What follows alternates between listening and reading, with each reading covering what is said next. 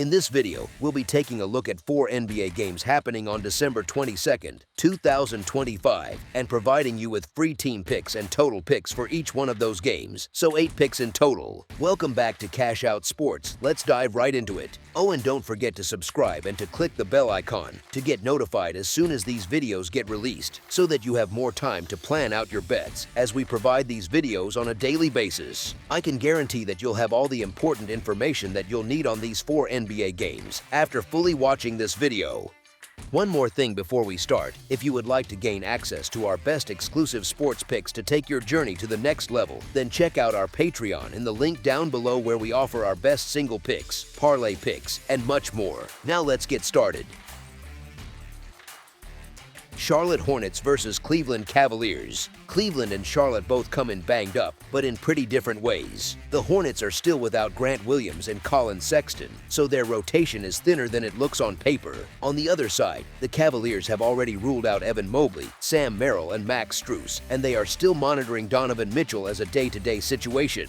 So you have a game where neither side is at full strength, but one roster still has a pretty clear overall talent edge. Charlotte is walking into this one right after getting blown out, which never feels good, though they have shown some life with a few decent wins recently. Cleveland, strangely enough, is in their roughest stretch of the year, stuck in a slump and missing pieces, so the vibes are not great there either. That is part of why people are hesitant to trust them right now, and honestly, you can understand why at first glance. Backers of Cleveland have been punished most of the year. Their record against the spread sits around 8-21, which looks ugly for anyone scrolling through results. But that poor track record is exactly where the opportunity comes from. Markets react to those numbers, sometimes a little too hard, and that keeps pushing Cleveland into discounted territory even in matchups that suit them. This feels like one of those spots where the line does not quite match the gap in overall quality between these two teams. Charlotte's defensive flaws are not exactly a secret. Their perimeter defense is among the weakest in the league, and that ties directly into what Cleveland wants to do on offense. The Cavaliers have multiple guards and wings who can create their own shots, attack late or sloppy rotations, and once they hit a rhythm, they can stretch leads in a hurry. That kind of edge on the outside matters a lot over 4 quarters.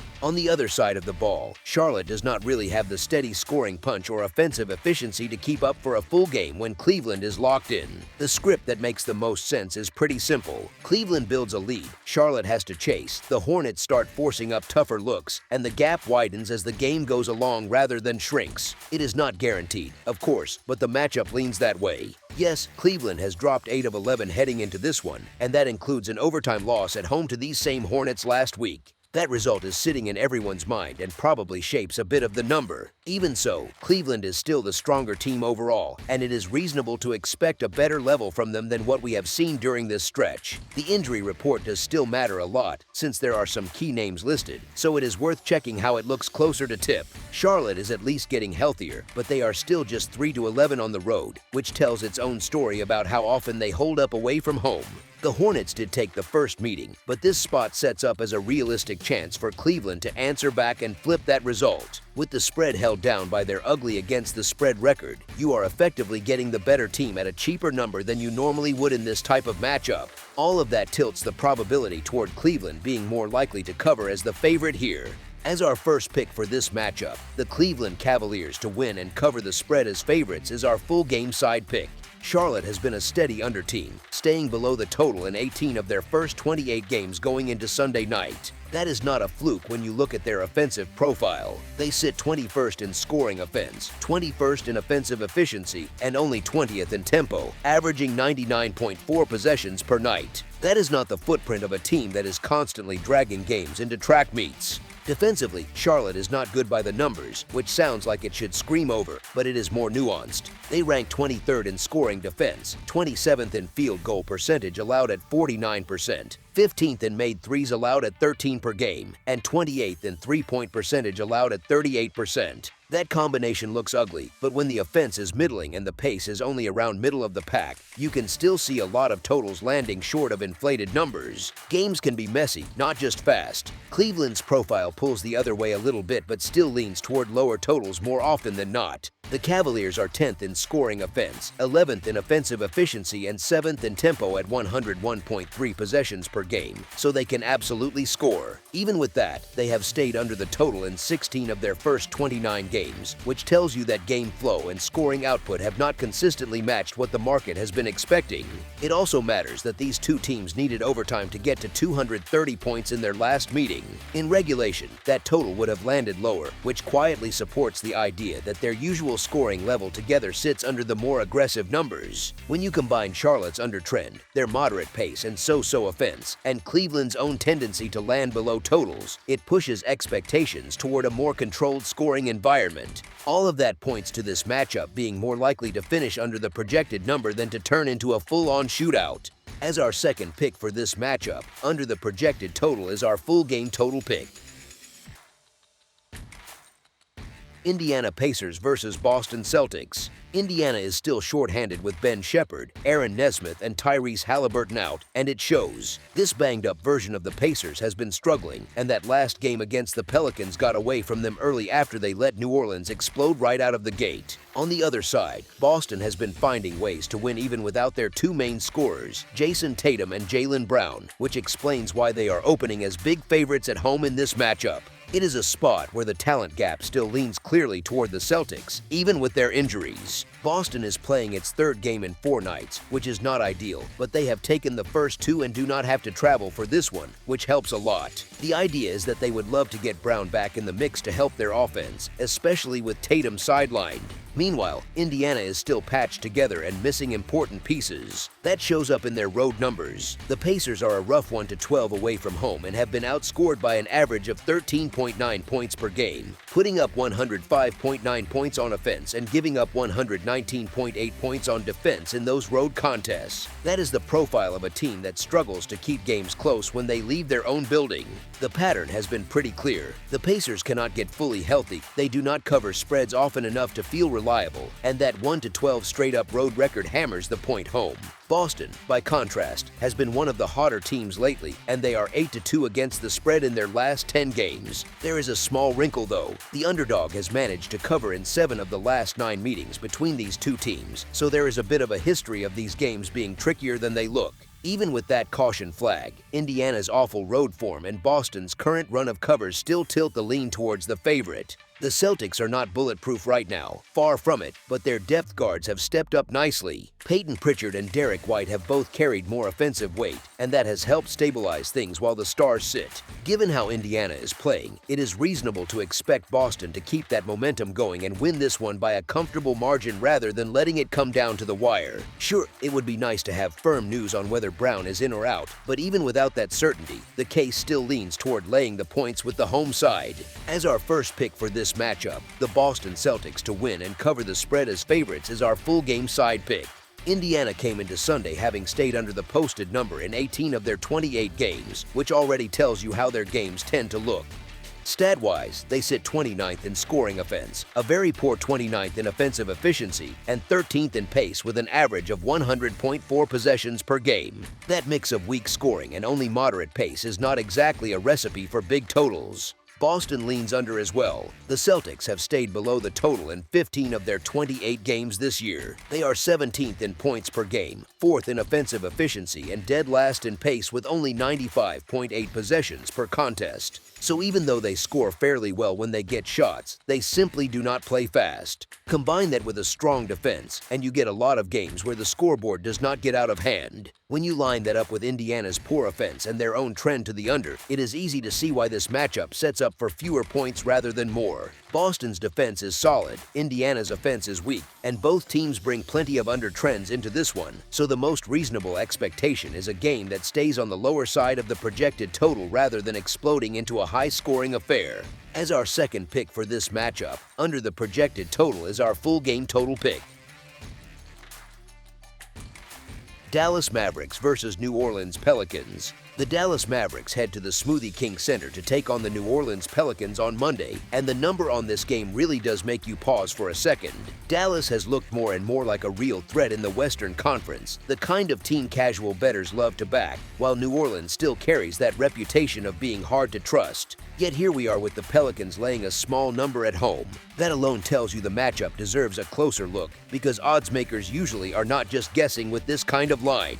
From a scheduling standpoint, this spot quietly leans toward New Orleans. Dallas is on the road in the Big Easy with a huge Christmas Day game at Golden State coming up, and that kind of nationally focused matchup has a way of getting into players' heads. It creates what people call a look-ahead spot, where the better team is not quite as sharp in the game before the big one and can come out a bit flat against a supposedly lesser opponent. These are the nights where the worst team does not actually have to be better overall. They just have to be more locked in for one evening, and New Orleans has that edge at home with no major distraction on deck. Lines that make you think, why is this team even favored, tend to show up for a reason. The market is suggesting the Pelicans are not just a speed bump here, more like a real hurdle Dallas has to clear. On top of that, every time it feels like the Mavericks are finally getting healthy and consistent, something strange happens. They drop a couple of odd games, the injury report fills up again, and suddenly that clean narrative of a surging contender gets messy. With several important names banged up or in question, Dallas becomes a lot less appealing if those pieces do not go. New Orleans, on the other hand, has quietly stacked 4 straight wins and is about as healthy as it has been all season,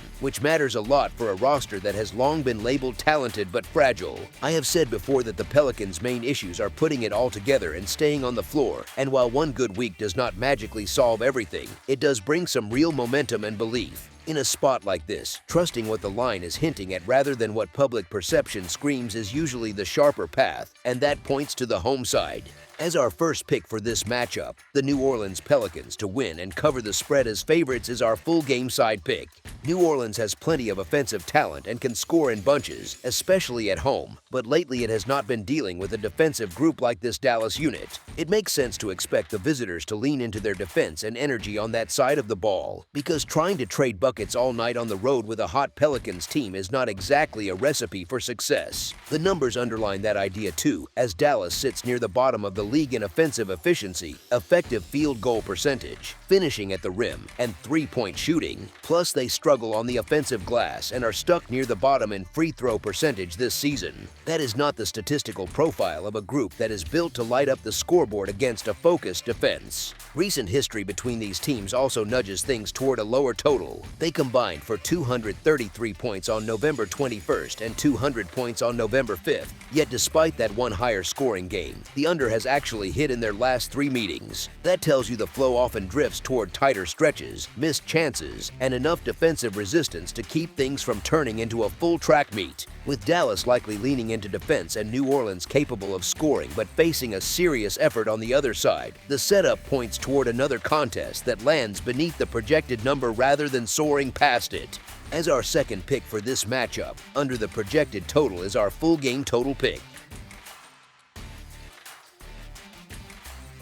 Utah Jazz versus Denver Nuggets. The Utah Jazz head into this one still short-handed, with George Niang and Walker Kessler out and Lauri Markkanen sitting in that annoying gray area of questionable. On the other side, Denver has already ruled out Aaron Gordon, Christian Braun, and Peyton Watson. So both teams are patching things together a bit, but not in the same way. Even with their own absences, the Nuggets come in with momentum, having taken 6 of their last 7 games, while the Jazz have dropped 4 of 6. That contrast matters here. Denver is rolling offensively at home, putting up more than 124 points per game and hitting half of their shots in their own building. Utah, by comparison, is shooting under 45% on the road, which is a big gap across a full game. Add in Denver knocking down over 83% of their free throws, and it starts to look like one team is squeezing more value out of every possession. They also clean the glass. The Nuggets pull in more than 11 offensive rebounds per game at home, which is basically extra possessions handed to a team that already shoots well. They protect the ball, limit giveaways, and do not hand out many easy fast break points. That combination, volume plus efficiency plus ball security, is not exactly what a struggling defense wants to deal with. And that is the real problem for Utah here. The Jazz have been one of the weakest defensive teams in the league, and their recent form backs that up, allowing more than 130 points per outing in their last 3 games. Against an offense this comfortable at home, that is asking for trouble. Yes, they were surprisingly competitive in their last game and lost by just a single point to Orlando, so they are not totally lifeless, but that kind of effort has to be repeated against a far cleaner offensive unit. The Nuggets were hot before they ran into the Rockets on Saturday, and one bump usually does not erase a strong stretch of form. The spread is big, sure, but given Denver's efficiency edge and Utah's defensive issues, especially if Markkanen cannot go, it is hard to trust the visitors to keep this one tight. As our first pick for this matchup, the Denver Nuggets to win and cover the spread as favorites is our full game side pick. Utah's recent run of high-scoring games has made it feel like every Jazz contest has to be a track meet, the kind where both teams sprint for 4 quarters and shot clocks are just suggestions. That kind of perception can push a number higher than usual, and here we end up with a total creeping toward 250 points, which asks for almost flawless offense from both sides for most of the night. Here is the thing, that assumption does not really respect the matchup. Denver is built to drag a game back to its preferred rhythm. They can slow pace, take away easy transition looks, and force Utah into more half-court possessions where mistakes pile up and shot quality drops a bit. If the Jazz fall even slightly below their recent scoring pace, this total starts to look very tall. Yes, Denver owns one of the most efficient offenses in the league and can absolutely put up a big number when needed, but context matters. With a high-profile Christmas Day meeting against the Minnesota Timberwolves coming up, there is not a lot of reason to push the main guys for maximum minutes or to keep the tempo ramped up if the game flow tilts in their favor. A controlled, measured performance, rather than a constant sprint, serves them better. This total is being driven more by what people expect from recent Jazz scores than by what this specific matchup demands. If Utah is cooled even a bit, it leaves one side carrying too much of the scoring burden, and with such an inflated total, that imbalance very strongly leans toward a lower scoring outcome. As our second pick for this matchup, under the projected total is our full game total pick. That's all for now, so if you have any other games you would like reviewed, then leave a comment down below with the game you would like analyzed, subscribe to our channel, leave a like on this video, and we'll get to it as soon as we possibly can. We would also love to hear your opinion on the picks presented to you in this video, whether you agree or disagree with them, so leave a comment down below and do let us know.